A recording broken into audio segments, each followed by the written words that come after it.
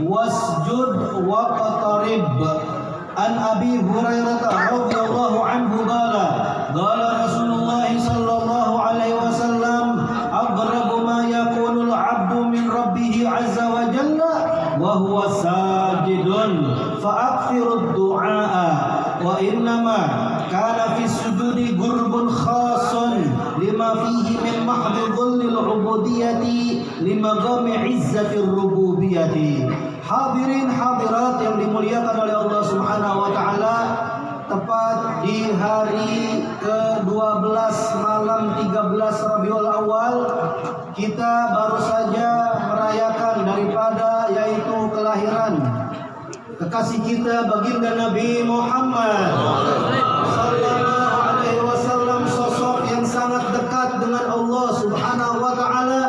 Maka di malam Selasa ini kebiasaan daripada Majlis Aqidatul Awal membaca kitab Khasaisil Ummah Muhammadiyah, keutamaan menjadi umat baginda Nabi Muhammad sallallahu alaihi wasallam. Ternyata Rasul sallallahu alaihi wasallam, sosok yang sangat dekat dengan Allah, telah memberikan kepada kita syariat berupa ibadah, yang mana ibadah tersebut apabila kita lakukan maka kita akan dekat dengan Allah Subhanahu wa taala.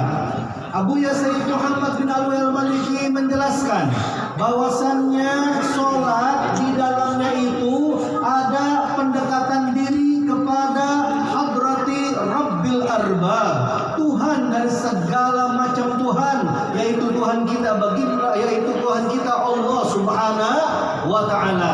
Kenapa ada pendekatan? Dikarenakan di dalam surat Al-Alaq, di akhir-akhir surat itu ada firman Allah Subhanahu wa taala yang berbunyi wasjud waqtarib.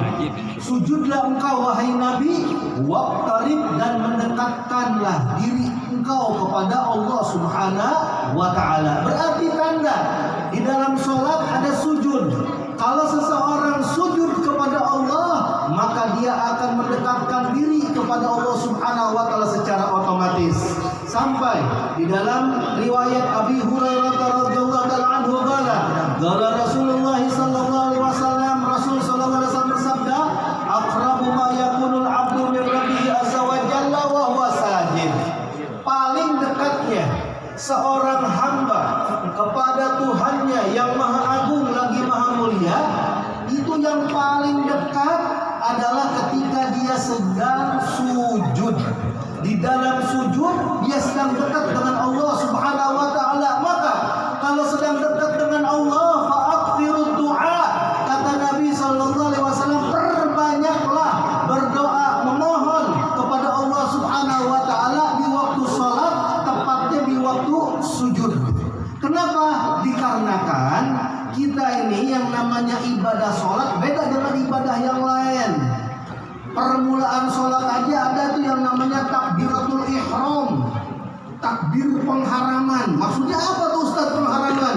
Yang tadinya kita boleh ngobrol sama teman, kalau udah waktunya sholat Allahu Akbar udah nggak boleh bisa berbicara lagi, ngobrol sama teman. Yang tadinya kita bisa bergerak-gerak bebas, tapi kalau udah yang namanya takbiratul ihram Allahu Akbar, udah mesti tumakninah, khusyuk, berdiam, badannya mengikuti gerakan sholat. Kalau yang tadinya sebelumnya boleh makan, boleh minum, kalau udah takbir Allahu Akbar, maka udah nggak boleh makan, nggak boleh minum lagi, khusus buat ibadah. Ternyata di waktu sholat itu ada posisi di mana kita ini sangat dekat dengan Allah Subhanahu wa taala, yaitu di waktu sujud. Kenapa di waktu sujud? Abu Sayyid Muhammad bin Alwi al-Maliki menjelaskan, hanya saja di dalam sujud ini ada pendekatan yang khusus, dikarenakan di dalam sujud merupakan yaitu ekspresi seorang hamba. Dia menunjukkan kehinaan penghambaannya kepada yaitu Allah Subhanahu wa taala, di mana wajahnya, muka kita yang mulia kita taruh di bawah, pantat kita taruh lebih tinggi dia daripada kepala kita. Ini nunjukin bahwasanya kita benar-benar hina, kita benar-benar tidak mampu di hadapan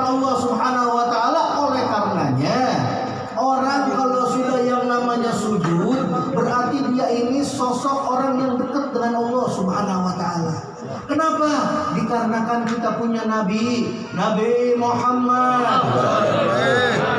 Beliau dilahirkan di malam Senin dalam keadaan sujud, hadirin.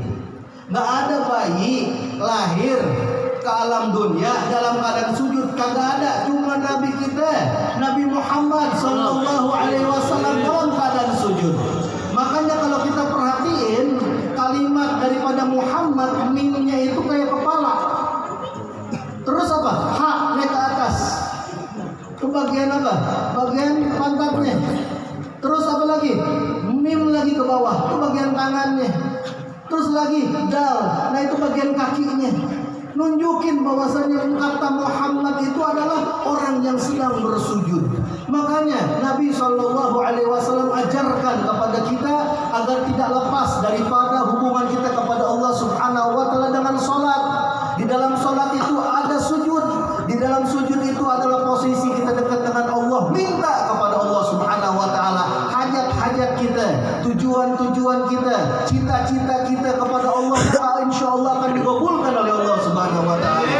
Ini alhamdulillah malam hari ini kita diajak oleh Sahibul Bait Bapak Anwar Sadat, di mana beliau dalam rangka milad Muzdalifah Potari Sahadaturain ini kita diajak biar dekat sama Nabi Shallallahu Alaihi Wasallam. Dengan cara apa? Kita baca maulid, kita berjumpa, melihat, memandang, berdekatan dengan cucu-cucu Nabi Shallallahu Alaihi Wasallam. Insya Allah kita semua termasuk orang-orang yang dicintai oleh Rasulullah, orang-orang yang tidak akan meninggalkan syariat Nabi, selalu ibadah, sholat 5 waktu. Apalagi di sini ada masjid di depan kita nih, Masjid Ridho, luar biasa. Insya Allah semua mendapatkan ridho dari Allah Subhanahu Wa Taala. Amin ya rabbal alamin. Wassalamualaikum warahmatullahi wabarakatuh. Kita semua kecil maupun besarnya, sengaja maupun tidak, mudah-mudahan diampunkan oleh Allah. Amin. Amin. Yang kencang aminnya. Ya Rabbal. Semuanya baca Bismillahirrahmanirrahim. La haula wala quwwata illa billahi al-aliyyil azim. Allahumma salli ala sayyidina Muhammadin al-fatihi lima ughliqa wal khatimi lima sabaqa nasiril haq bil haq wal hadi ila siratikal mustaqim wa ala alihi haqqa qadrihi wa miqdarihil azim. Angkat tangannya yang tinggi, baca Bismillahirrahmanirrahim. Rabbi israh li sadri wa yassir li amri wahlul 'uqdatam min lisani yafqahu qawli. Amin ya rabbal. Alhamdulillah, hadirin wal hadirat semua yang hadir di majelis yang mulia ini, di rumah Bapak Anwar Sadat. Mudah-mudahan Allah Subhanahu Wa Taala muliakan kita semua dunia dan akhirat. Amin ya rabbal. Wabil khusus yang sama-sama kita muliakan Al-Mukarram Sahibul Fadilah Al-Habib Abdullah Attas bin Hasan bin Ja'far As-Segaf. Kita doakan mudah-mudahan beliau sekeluarga besarnya, mudah-mudahan Allah Subhanahu Wa Taala berikan panjang umur, sehat afiat, rezeki lancar, halal barokah, urusan yang susah digampangin, yang gampang makin dimudahin, istiqomahin kebaikannya sampai husnul khatimah. Amin ya rabbal. Beberapa kali saya dapat teguran dari sana sini, termasuk di Instagram dan lain sebagainya, yang menyatakan bahwasanya saya kontrak dengan Habib Attas. Itu tidak benar, ya. Itu hanya saya belum sempat saja, belum hadir ke majelis beliau. Tapi alhamdulillah takdir malam hari ini berkah bulannya Rasulullah, kita semua satu sama lain dikumpulkan oleh Allah di tempat ini bersama beliau. Mudah-mudahan sama datuk-datuk beliau dan bersama Rasulullah yang kita maulidin sampai ke surga. Amin ya rabbal alamin. Masya Allah, Samihna Habib, Masya Allah. Ini luar biasa. Ini juga nasihat buat antum sekalian, kita semuanya. Artinya bukan ya kita tidak menghadiri suatu majelis A atau majelis B itu karena sebab kita pro dan kontra. Setuju nggak? Setuju nggak? Tapi karena dimanapun tempat, dimanapun wadah, disitulah wasilah kita dekat kepada Allah, kita dikenalkan kepada Allah dan Nabi Muhammad. Insya Allah di situ kita dapat berkah, termasuk di perkumpulan malam hari ini. Amin ya rabbal alamin. Alhamdulillah, malam hari ini juga banyak para habaib hadir di tempat ini. Hadir juga ada Al-Habib Taufik Al-Habsi, kemudian ada Al-Habib Ahmad bin Agil, kemudian Alhamdulillah Ustaz Muhyiddin, Ustaz, Masya Allah, ini Ustaz Madah Yasin dari jauh-jauh datang ke sini. Alhamdulillah. Dan insya Allah para hadirin hadirat yang mohon maaf tidak bisa saya sebutkan namanya satu persatu, namun yakinlah tidak mengurangi rasa hormat dan ta'zim saya kepada antum hadirin hadirat sekalian. Ada juga ini Syekh Syakir Daulai, Masya Allah. Mana Khalil Tok Mbak Yadir? Masya Allah, mudah-mudahan beliau panjang umur, sehat afiat. Ya, artis-artis semuanya pada bisa ngikut dalam generasi perkumpulan kebaikan. Insya Allah mudah-mudahan jadi berkah untuk Indonesia. Amin ya rabbal. Punya pilar-pilar, punya artis-artis, mereka orang soleh, mereka orang-orang yang cinta kepada tempat soleh. Insya Allah mudah-mudahan ini menandakan Indonesia baldatun thayyibatun wa rabbun ghafur. Amin ya rabbal. Hadirin hadirat yang dimuliakan oleh Allah, meneruskan tadi apa yang disampaikan oleh Said Muhammad bin Alwi Al-Maliki yang beliau menukil di dalam kitabnya ya Khosaisul Ummah Muhammadiyah, sebuah hadis bahwasanya Rasul menjelaskan di riwayat Al-Imam Muslim ya, aqrabun nas ilallah mir rabbihi azza wa jalla wa huwa sajidun, ya, paling dekatnya manusia kepada Allah, dekatnya Anda manusia bukan? Benar manusia, benar, Masya Allah. Tapi manusia insya Allah rupa malaikat. Amin. Ini ada yang Masya Allah yang belakang tuh ada yang cewek-cewek. Ini saya lihatnya bukan manusia, ini bidadari surga. Masya Allah. Ya, kalau yang ngomong saya be aja, kalau yang ngomong Syakir Daulai lu bidadari, teriaknya minta ampun.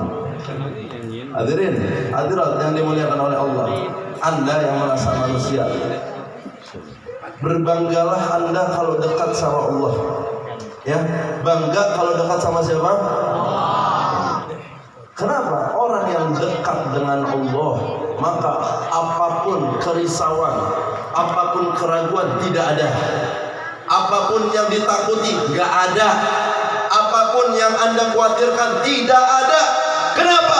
Karena Allah Subhanahu wa ta'ala penjamin dari setiap kerisauan, penjamin dari setiap apapun dan siapapun yang butuh pertolongan, yang takut sakit, yang takut kambuh penyakitnya, yang takut wah ini nanti bisnis saya gagal, yang takut ini nanti proyek saya berantakan, yang takut nanti kalau saya melakukan ini saya dipecat, yang takut kalau terlambat melakukan sesuatu maka akan dimarahi. Ketahuilah Anda dekat Allah apabila Anda mengalami sebuah keburukan, apapun bentuk keburukannya, Anda akan selamat. Apabila Anda di PHK, itu bukan sebuah kejelekan. Berapa banyak orang yang di PHK kemudian muncul menjadi orang sukses. Saya kebetulan punya paman saya itu alumni PHK, namanya Amit Tahir Ba'agil, itu yang punya hari ini Sarung Wadimor. Kalau Anda pakai Sarung Wadimor, itu dewan direksinya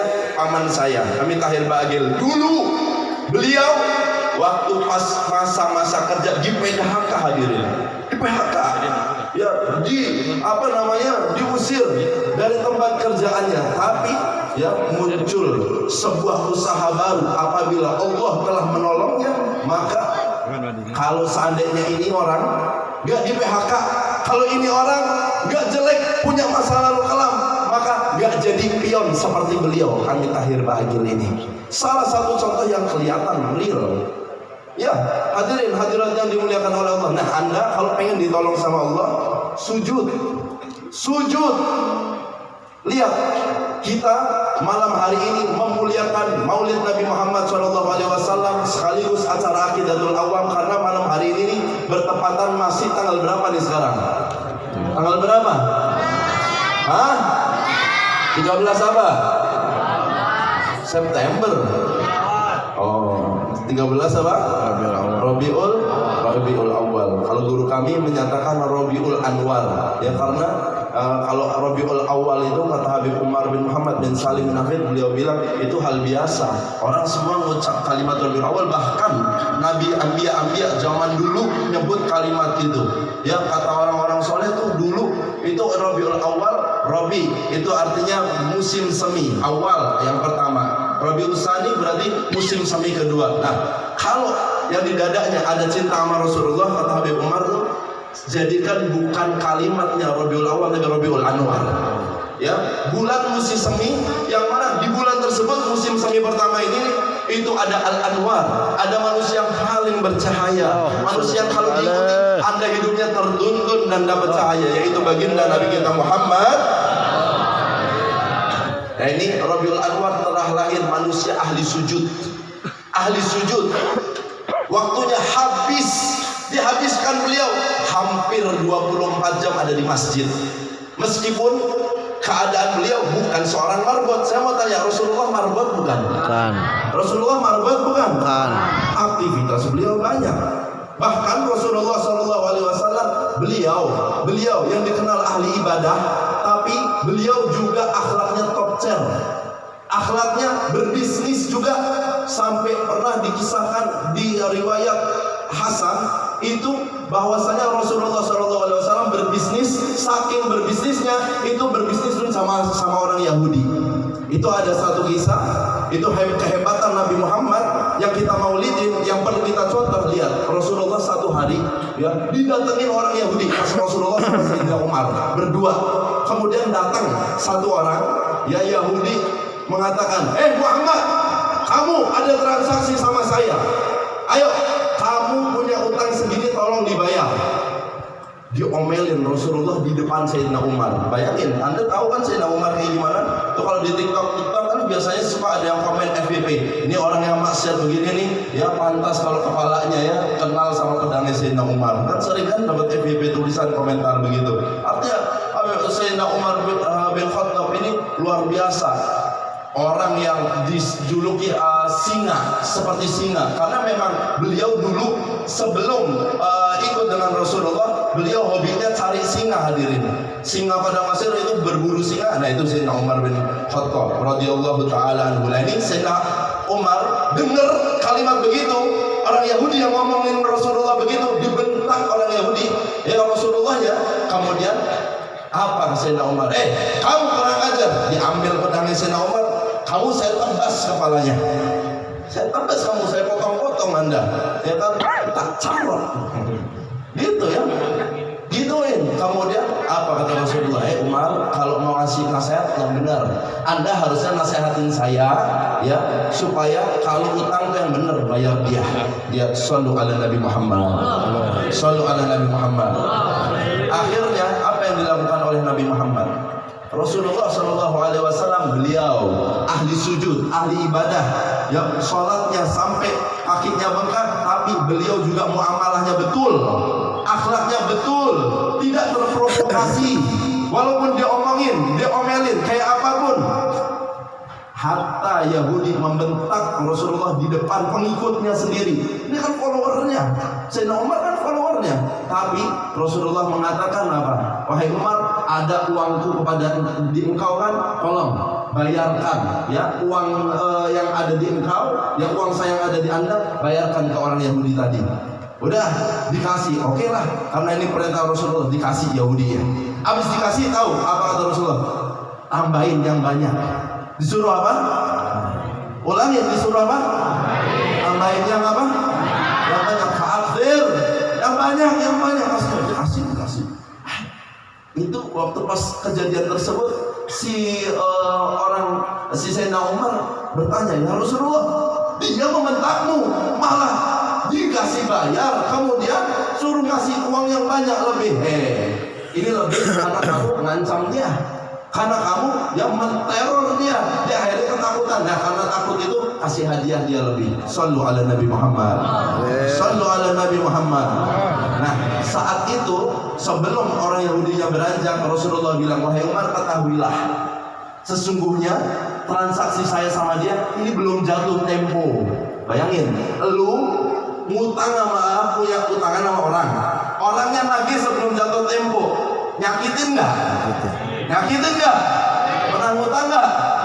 Pinjam dulu 100, ntar besok gua bayar. Nah, belum jatuh tempo, baru setengah hari, belum besoknya udah ditagih. Bayangin. Nah, ini yang terjadi. Tanya, coba kata Rasulullah, dia tanya sama dia, benar apa enggak? Kemudian ditanya, apa jawaban Yahudi tadi? Ya, ketahuilah bahwa memang betul belum jatuh tempo, dan saya sengaja nagih Rasul, nagih Muhammad sebelum jatuh tempo, karena saya baca di dalam kitab-kitab saya terdahulu bahwa nanti akan ada nabi yang paling terakhir, nabi yang terlahir, yang mana dia akhlaknya apabila diprovokasi, apabila dia dipanas-panasin sama orang nggak panas, apabila dia orang tersebut nih, kalau seandainya diomongin macam-macam, bakal kupingnya. Ya, sallu ala Nabi Muhammad.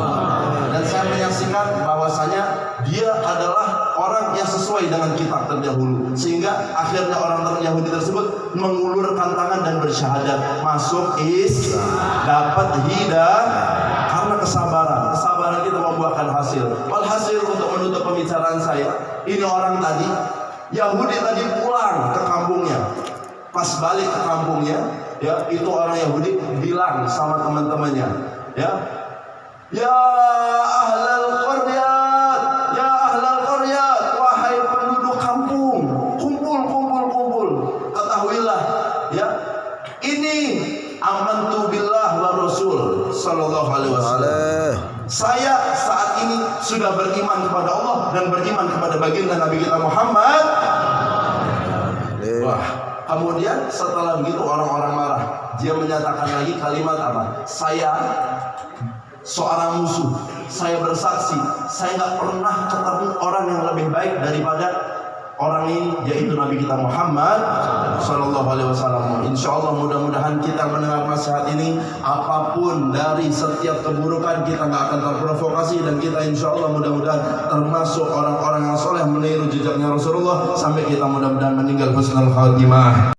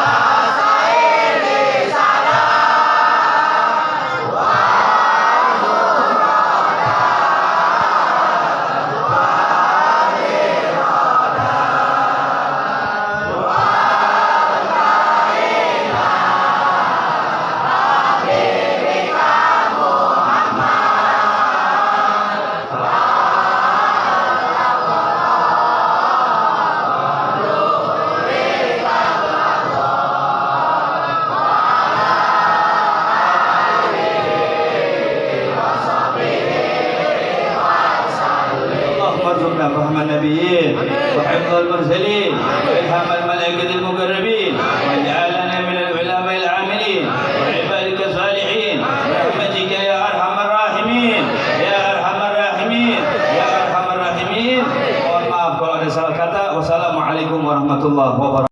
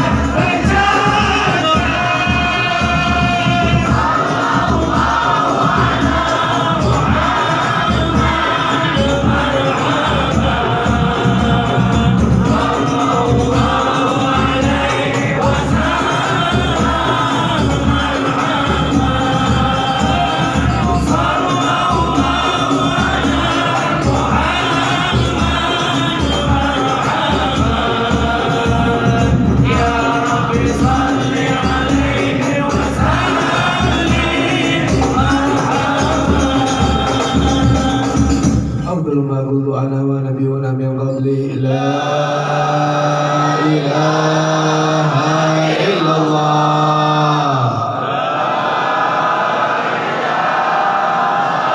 لا إله إلا الله